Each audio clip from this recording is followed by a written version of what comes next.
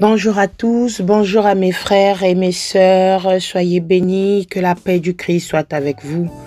En ces jours, nous avons pour thème la vengeance. La vengeance. Aujourd'hui, nous allons méditer sur ce mot qui est vengeance. La Bible a beaucoup de choses à dire au sujet de la vengeance. Les termes hébreux et grecs traduits par vengeance et se venger sont liés à l'idée de châtiment, ce qui est crucial pour comprendre pourquoi Dieu se réserve le droit de se venger. Le verset clé qui illustre cette vérité se trouve dans l'Ancien Testament et est cité 2 fois dans le Nouveau. Mes frères et sœurs, Dieu dit dans Deutéronome 32, verset 35, « C'est à moi qu'appartient la vengeance. C'est moi qui leur donnerai ce qu'ils méritent quand leur pied trébuchera. En effet, le jour de leur malheur est proche et ce qui les entend ne tardera pas. Amen. » Dans le livre de Deutéronome, mes frères et sœurs, Dieu se plaint des Israélites.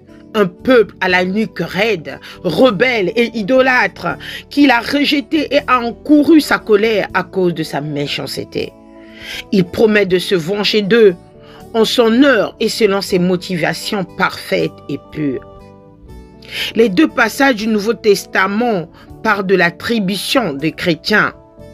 Les 2 passages sont le livre de Romains, chapitre 12, verset 19 et Hébreux 10, verset 30. Ces 2 passages parlent de l'attitude des chrétiens qui ne doivent pas usurper l'autorité de Dieu, mais le laisser exercer comme il entend son juste jugement et sa rétribution divine contre ses ennemis. Contrairement à nous, mes frères et sœurs, Dieu ne se venge jamais avec des motivations impures, mais pour punir ceux qui l'ont offensé et rejeté. Nous pouvons cependant prier pour demander à Dieu d'exercer sa vengeance sainte et parfaite contre ses ennemis et de venger ceux qui sont opprimés par le mal. Mais dans le Psaume 94, verset 1, le psalmiste demande à Dieu de venger les justes, non par sentiment vindicatif incontrôlé, mais comme une juste rétribution de la part du juge éternel dont le jugement sont parfaits. Mes frères et sœurs, même quand les innocents souffrent et que les méchants semblent prospérer, la justice appartient à Dieu seul. Mes frères et sœurs, la justice appartient à Dieu seul. L'Éternel est un Dieu jaloux. Nous savons que nous avons un Dieu jaloux, il se venge. L'Éternel se venge, il est plein de fureur. L'Éternel se venge de nos adversaires. L'Éternel se venge, il garde rancune à nos ennemis, comme le dit le livre de Nahum, chapitre 1, verset 2. Mes frères et sœurs, la Bible ne contient que 2 passages qui disent que Dieu a permis ou permet des hommes d'exercer sa vengeance en son nom.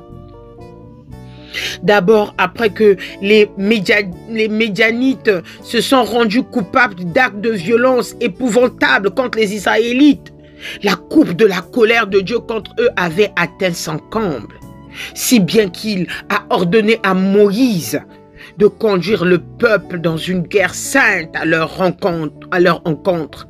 L'Éternel dit à Moïse, « Venge les Israélites des Médianites, ensuite tu iras rejoindre les tiens. » Même là, dans le livre de Nombres, chapitre 31, 1, 2, même là, Moïse n'a pas agi de son propre chef, mais il n'était qu'un instrument entre les mains de Dieu pour accomplir ses plans parfaits sous sa direction et ses instructions.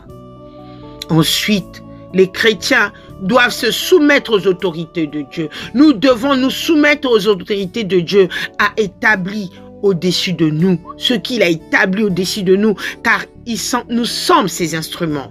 Tout le chrétien, nous sommes ses instruments pour punir ceux qui font le mal. Comme dans le cas de Moïse, nous n'agissons pas de notre propre autorité, mais nous accomplissons la volonté de Dieu pour la rétribution des méchants.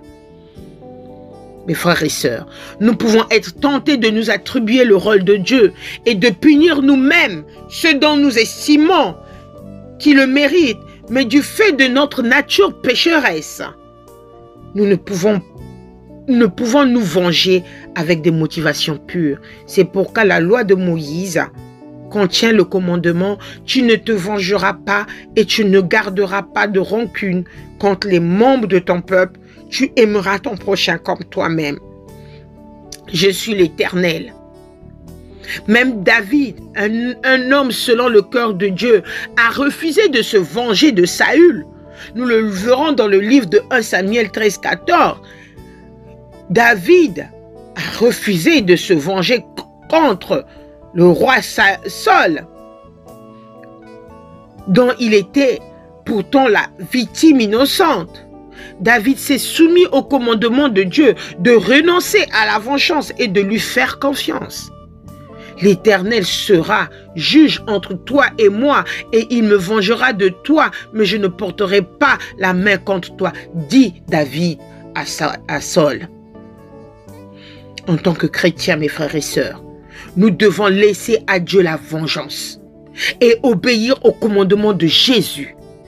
Aimez vos ennemis, bénissez ceux qui vous maudissent, faites du bien à ceux qui vous détestent et priez pour ceux qui vous maltraitent et qui vous persécutent. Mes frères et sœurs, c'est pas facile.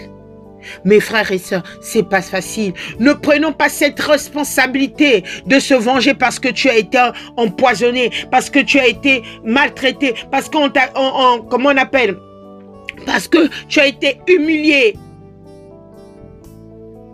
Mais la vengeance est du côté de Dieu. Seul Dieu qui peut nous rendre justice. Seul Dieu qui peut nous rendre justice.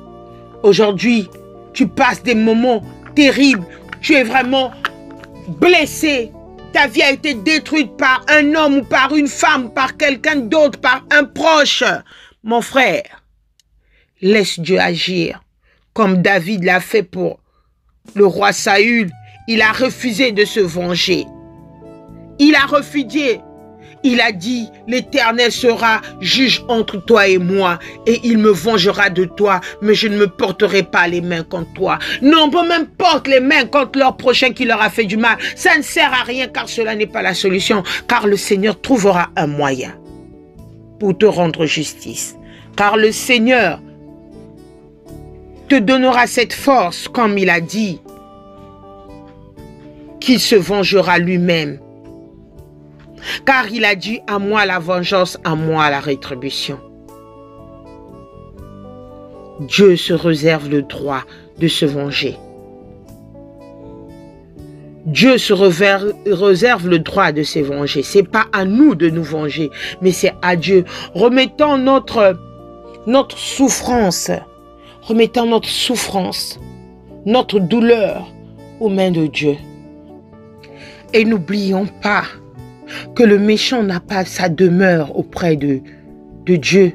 Les insensés ne subsisteront pas devant les yeux de Dieu, car notre Dieu est un Dieu qui déteste le mal. Notre Dieu est un Dieu de justice. Il fait périr les menteurs. L'Éternel abhorre les hommes de sang et de fraude. Retenons-le, mes frères et sœurs.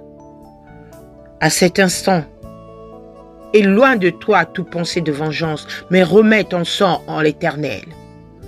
Car il est la justice, car il est le droit de gloire. Il va t'entourer de ta grâce comme d'un bouclier, car il va te bénir. Que ton nom soit magnifié. Amen.